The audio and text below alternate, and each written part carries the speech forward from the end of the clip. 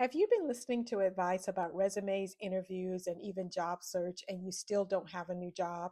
I'm going to give you 7 lies that are being told that may be keeping you from getting a new job. I would be doing this video in 2 parts, so make sure you follow or like to see the second part. I want to first say that you want to be careful of the advice that you listen to when it comes to job search. There's a lot of information given on job search that is simply not true. Unless that person knows the inside of the recruiting and hiring process, like recruiters, I am a recruiter, and occasionally HR people who dabble in recruiting, but not all HR people do recruiting. And their advice is moving you forward in your job search and not sending you in circles. The first lie is your resume must be ATS friendly.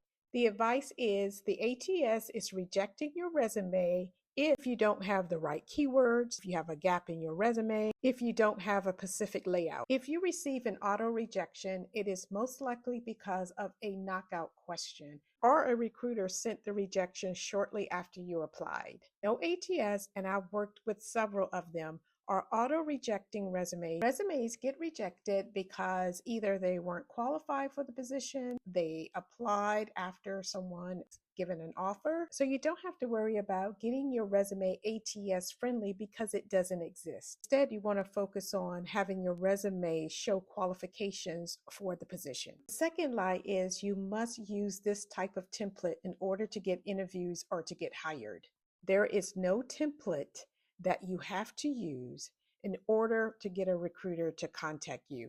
What we are more concerned about is whether or not you have the qualifications on your resume that matches the job description. If you hear someone say that you have to use this template or their client used the template and got hired, I can assure you it wasn't because of the template.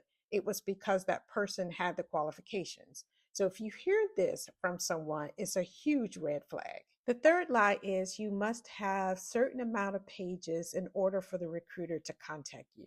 Recruiters do not care if it's 1 page, 2 pages, 3 pages, or even 4. But again, we're more concerned about the qualifications in the resume and how it matches the job description. So you don't need to worry about how many pages your resume needs to be.